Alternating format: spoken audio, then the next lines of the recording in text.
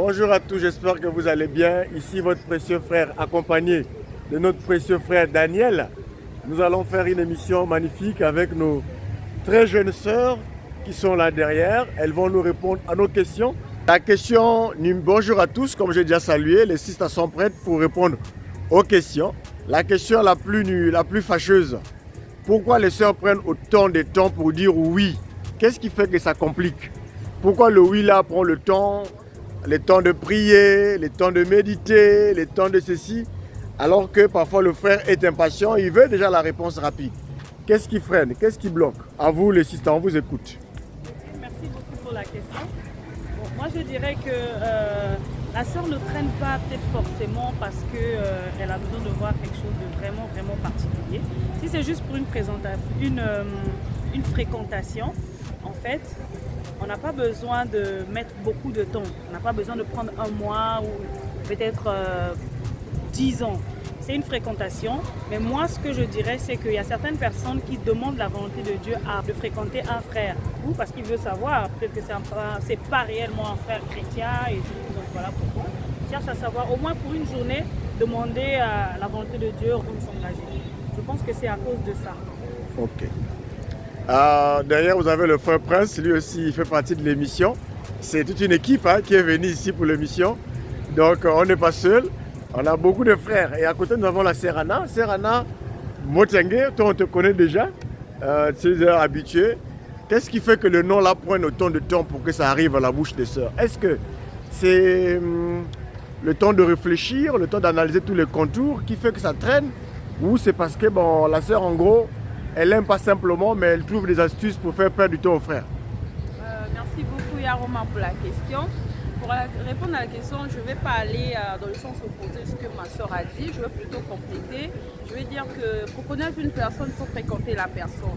Et là, je me dis que s'il faut dire un oui à l'instant T, ce n'est pas un problème. Parce que quand tu es en train de fréquenter la personne, tu as une idée sur la personne, tu essaies d'analyser est-ce que lorsque la personne va passer à l'étape de te demander au mariage ou en fiançailles, est-ce que vu ce que tu connais de lui, tu vas accepter?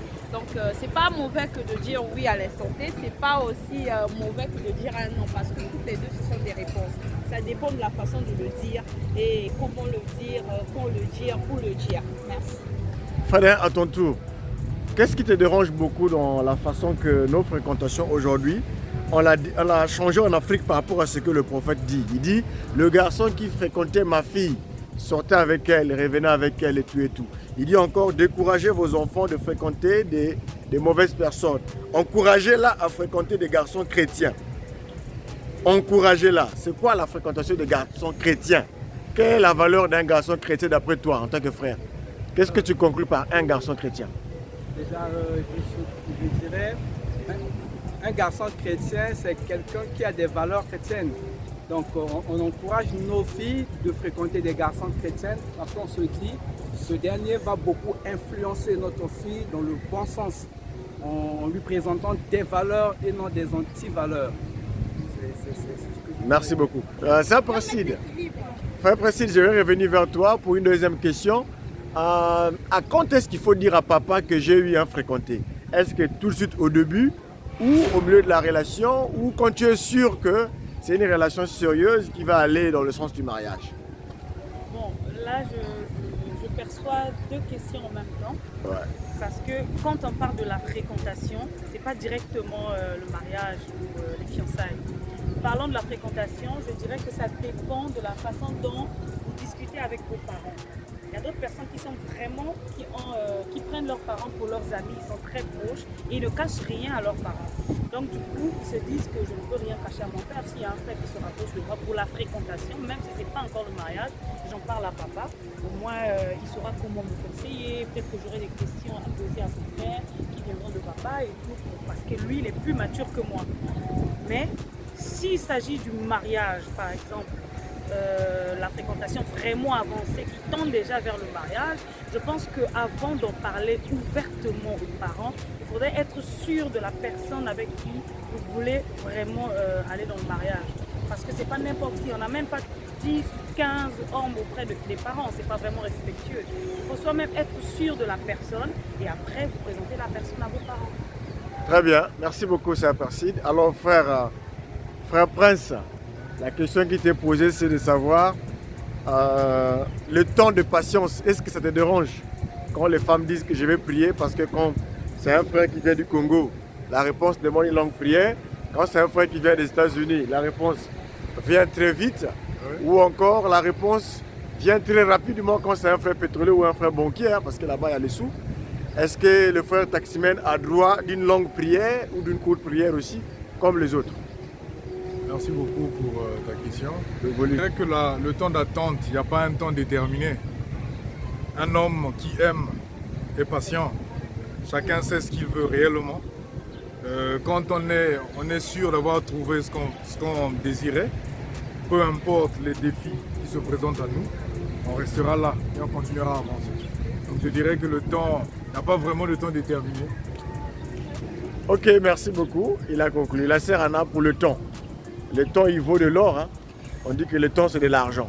Plus qu'on perd du temps à répondre, est-ce qu'on perd quelque chose? Et beaucoup de sœurs ont raté de mariage aussi comme ça. Parfois, le temps que tu pries beaucoup, quelqu'un d'autre se pointe à ce moment-là aussi et il a pris le cœur de ton frère. Hein. Et on connaît beaucoup qui ont perdu le couple. Est-ce que tu penses que ça peut aussi être un facteur qui fait qu'on a beaucoup de célibataires dans nos milieux africains surtout? Je pense que dire la durée, dire non à l'instant T, dire non après, tout dépend en fait. Parce que si tu fais attendre un frère pour un non que tu vas dire dans 5 ans, c'est une perte de temps. Donc si tu trouves que c'est le non là, tu vas dire ça maintenant, il est mieux de le dire plutôt de faire attendre le frère 4 à 5 ans pour un non. Alors qu'il s'attendait peut-être que la durée c'est un oui qui sera là, alors que c'est un non, c'est pas bien, c'est pas vraiment mature.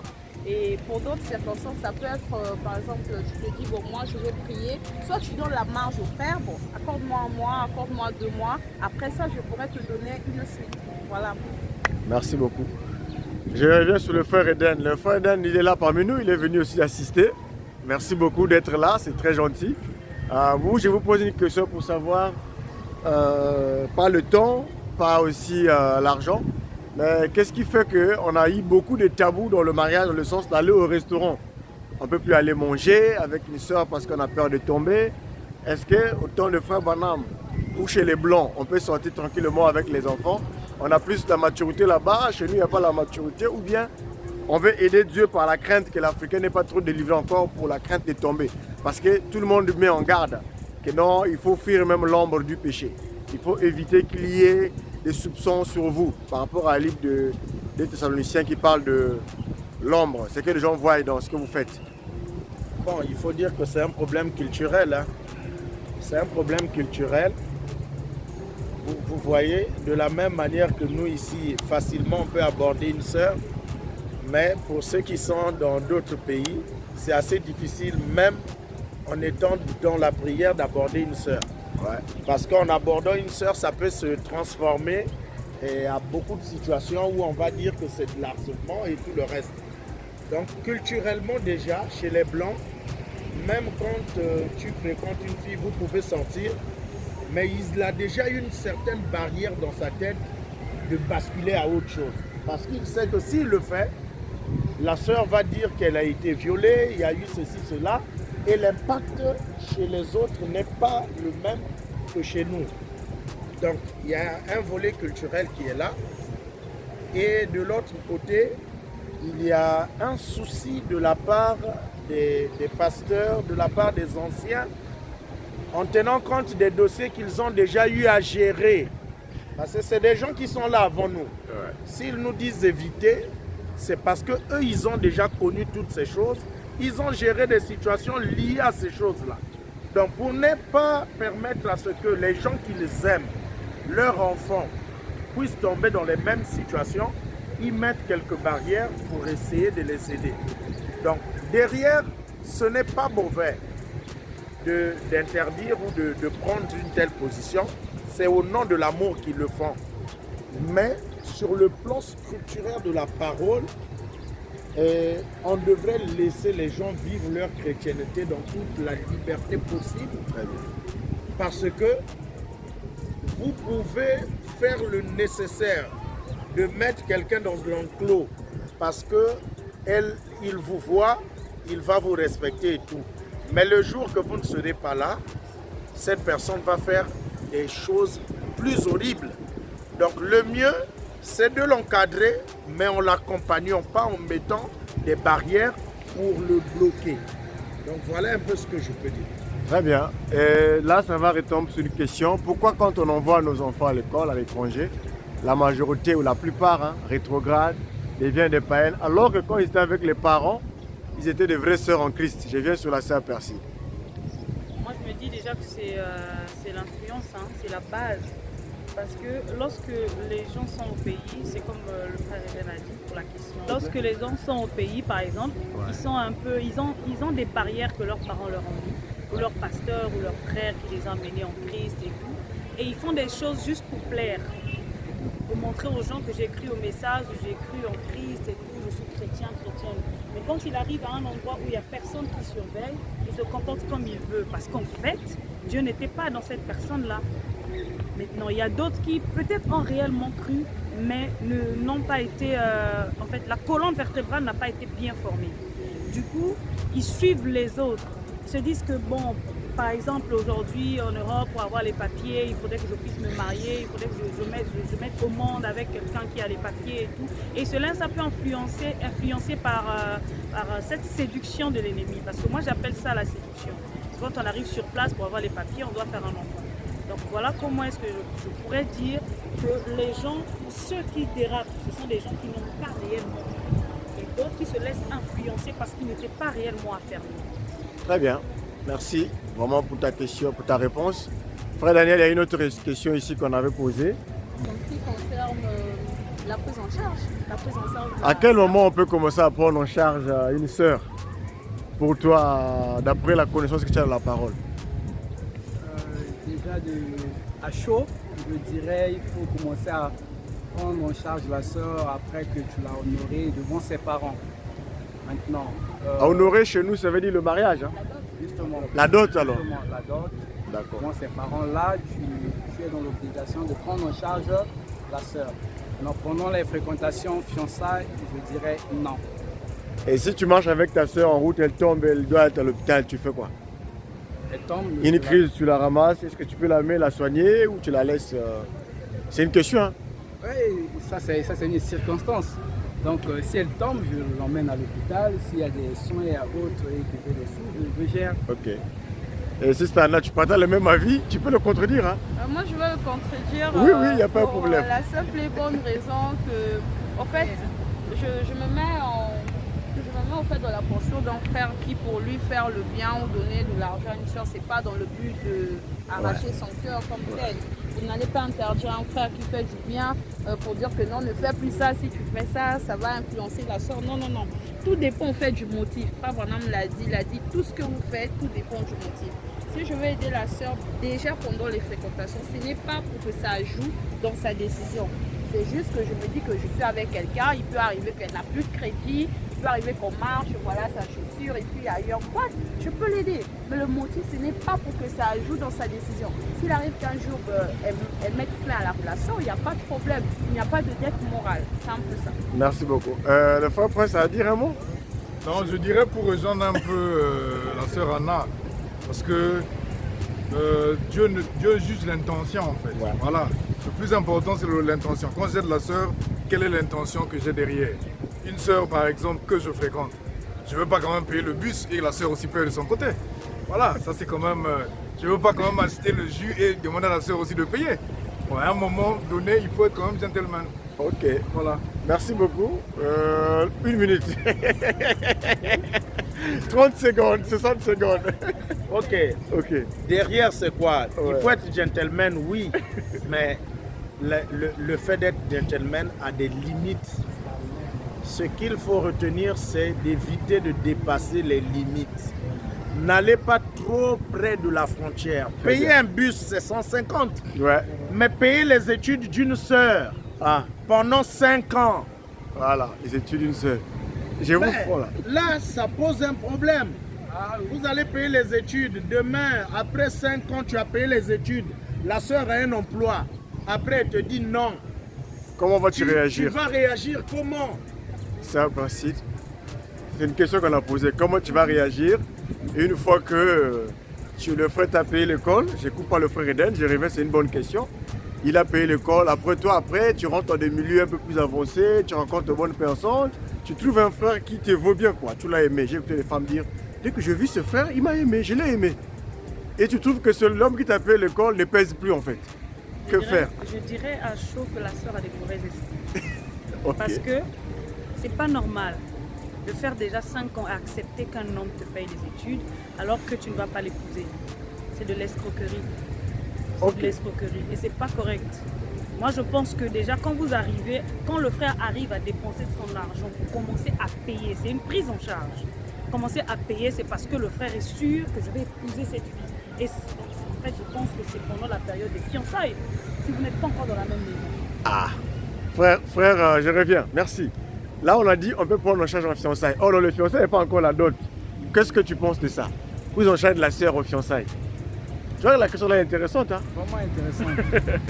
Bon, je dirais prendre en charge dans les fiançailles, ouais. Malgré que j'ai dit non. Mais après, ça dépend, il y a des limites. Hein. Ça dépend de quoi tu vas prendre en charge. Ça dépend quoi.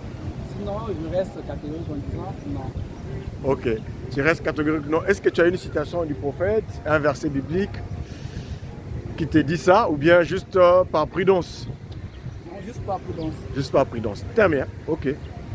Frère Dan, encore une dernière minute. Ok. Pour continuer ta pause là où j'ai coupé. La prise en charge de l'école. La prise en charge, comme je disais, il faut éviter de dépasser les limites. Donc, il y a une prise en charge, on sort, on va manger au restaurant, je paye l'addition, ça ce n'est pas un problème. On prend le transport, mais tu es en train de partir, je peux payer le transport. Tu rentres à la maison, mais prendre en charge, comme on a dit pour les études, payer le loyer, mettre en place un dispositif où chaque fin du mois, je te donne 250 000 pour tes besoins et tout ça. Ça, à la fois, c'est un comportement corruptible. Donc, susciter une certaine corruption de la part de la sœur pour la pousser justement à accepter la relation jusqu'à son terme, d'une part. Et d'autre part également, du côté de la sœur, c'est, à mon sens, une exposition de sa part. Parce qu'elle va être dans une situation où elle ne pourra plus se défaire de cette relation-là. Il y aura des dettes morales, il y aura une influence de la part du frère et tout ça là, ce qui n'est pas très intéressant. Maintenant, la question en soi de la prise en charge, à quel moment? Puisque là, on a parlé déjà de la prise en charge, mais le moment où il faut prendre en charge, est-ce pendant les fréquentations? Est-ce pendant les fiançailles? Est-ce pendant le mariage? Mais la prise en charge, c'est dès l'instant où les deux parties se sont accordés. Donc, ils ont fait l'échange de vœux. Voilà. Une fois qu'ils se sont échangés les vœux, l'un a dit veux-tu m'épouser et tout, ceci, cela, tout le discours qui va avec. L'autre partie a accepté. À ce moment-là, en matière de droit, on dit lorsqu'il y a eu l'échange de consentement, le contrat est réputé être conclu. Donc, à ce moment-là, dès cet instant, chacune des parties doit commencer à remplir sa part du contrat, donc prendre en charge la femme. Et à ce moment-là, c'est normal.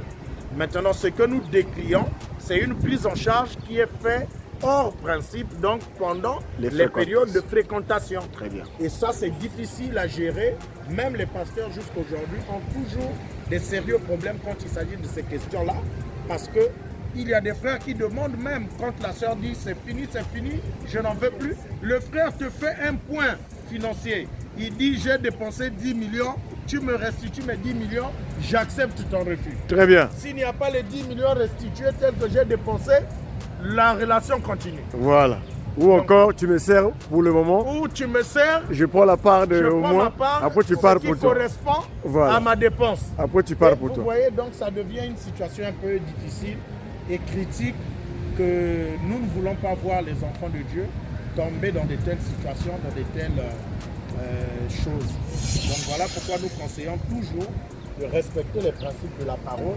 Merci. Pour éviter de basculer. Merci beaucoup, frère Eden. Merci beaucoup à tous. Est-ce que quelqu'un voulait compléter notre mot sur ça? Je crois que sur la question, c'est bon.